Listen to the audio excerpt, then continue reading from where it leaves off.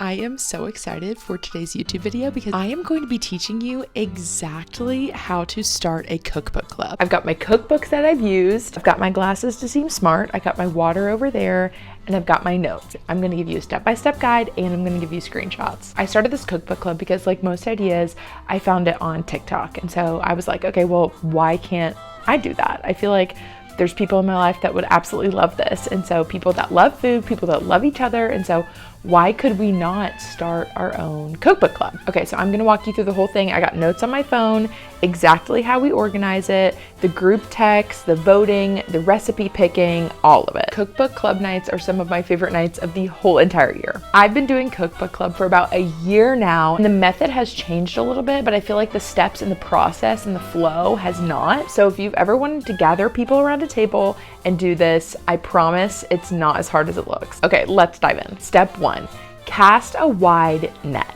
So when I first started, I just put on my Instagram story just a poll, and then I took all those people in a poll and then I put them in a group chat. I wanna say from this we had about 7 or 8, and then usually like 4 to 5 people would come. This past summer for Cookbook Club, I did a little bit more research. The net was cast a little bit wider. And so I spent a couple months leading up to Cookbook Club, which was in June, asking people, hey, who would want to be a part of this? Because I now remember that not everyone sees my Instagram story or reads it. And so it gives people a couple of opportunities to read and process, and then they can say, hey, I actually want to be a part of that. I think I missed it a couple times. We're getting the word out. We're seeing who's interested. Step number 2 is easy. It is simply making a group chat with everyone who said I'm in or I want to be a part of it. If you're hosting, you get to choose the month, and you're going to gather up dates that work best for you, and you're going to put it in the group chat, and you're going to ask them to vote on what date works best for everyone. And then whichever date gets the most votes, that's the date that you guys are going to do it on. Pro tip, don't suggest a date that doesn't work for you if you're hosting. I feel like that's really obvious, but just in case you didn't know that. This is when you start to see who can actually come and who can't. So this is not a big deal if a bunch of people drop off. This is why we cast a large net at first in step 1. Step number 3, we are going to lock in this crew. Once the date is picked, you make a new group chat with the people that can actually come. And I want to say this usually happens maybe like a month out or so. Just like, hey, this is the date that everyone voted on. This is the date everyone decided on. Put this in your calendar. Step 4 is for you, the host. You're going to create and send out an invite. This invite will have the date, the time, and most importantly, the cookbook. And I'm extra, and so I like to also make a kind of like mood board, what everyone is wearing type like vibe. So I also send that. Also remind your guests that they do not have to buy the cookbook.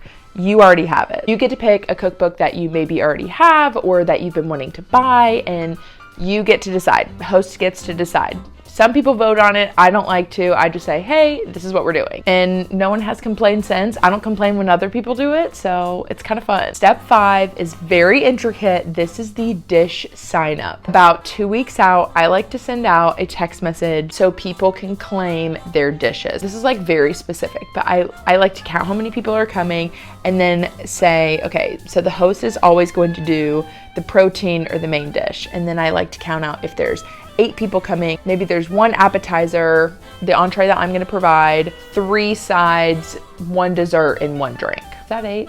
You get it. And then it's kind of first come, first serve. So as people are claiming their dishes, I like to update the text message just so people know who has taken what. I know this kind of seems controlling a little bit, and you really don't have to do this step, but I like to do this step because I think it just like makes sure the whole meal is rounded, and you don't have like 10 people doing a dessert and 1 person doing a side and 1 person doing an app, and then you're just all eating dessert the whole night. This is step number 6. Once people claim their category, I'll send them either a photo of the table of contents or individual recipes, depending on how the book is laid out. So if my friend Bethany were to claim a dish, garlic knots, I'm not going to send Carrie garlic knots. I'm just gonna send her the rest of the recipes, not including garlic knots.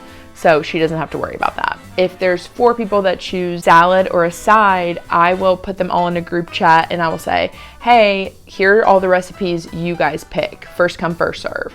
And so they will get to choose, they get to pick whatever side that they want. And this again just ensures that no one's making the same side. Step number 7 is sending out reminders. Okay, this is very, very important because life happens And this is just making sure that everyone who said they can come can still come. So as we get closer, I'll send out a reminder, say, hey, let me know if anything changes. Hey, all love. If you need to leave the group chat, no big deal. And then I'll also individually text people so they don't feel bad about maybe responding in a group text. Maybe that makes them nervous. Step 8 and step 7 kind of go together. The day before, I will send out a final count. Hey, this is the final count. Let's make sure we get all the serving sizes right. If you can't make it, please let us know so no one wastes any money. And then step 9 is for you, the host, and it's prep day. The day before and the day of, I usually do like my typical hosting prep, which means making sure you have the right amount of seats, getting extra plastic tables if you need to, setting up the chairs, setting up the tablecloth, if you want to put dishes on the table, if you want to do a buffet style, however you want to do it, just making sure that everything is set up. I like to do this the night before, so your day is just made a little bit easier the day of. Also, clean your house if you haven't. I love having people over so much because it's like such a good excuse to just clean and make sure everything's nice. Somewhere in there, you need to ask if anyone has any allergies, any gluten, any dairy, whatever that looks like, or if they don't like a certain type of dish. So I have a friend and she does not like seafood. And so when I made the entree, I think last year I made a chicken entree and I made a salmon entree because I was just gonna make a salmon, but then I realized that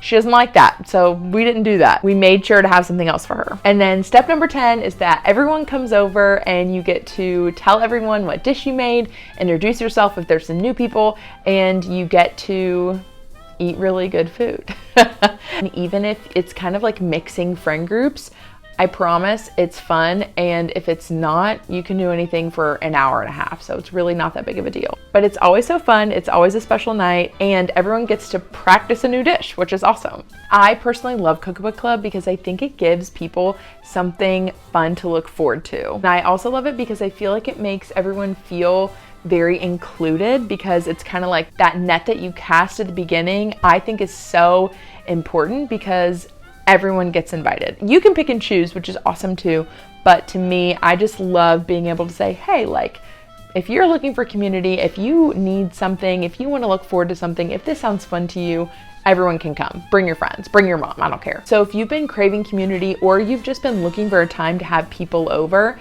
text your friends, it's not a big deal. Put everyone in group chat. It's going to be so much fun. And there's never going to be like a perfect time, so just do it. I promise it's gonna be awesome. And if you want to use my steps in the way that I did it, go take it. If you want to tweak it, tweak it. And if you start a cookbook club, I would love to hear about it in the comments. Please tell me. Or if you think I'm missing a drastic step, or if you hate my cookbooks that I have chosen in the past, please let me know. I read every single comment, and I hope to catch you back here at 12 p.m. every single Tuesday. We talk about life and routines and motherhood and community and hosting and a bunch of different things. So if that sounds like you, if that sounds like your thing, or you want it to be your thing, please keep showing up because I'm so happy that you're here. Okay, until next time, bye.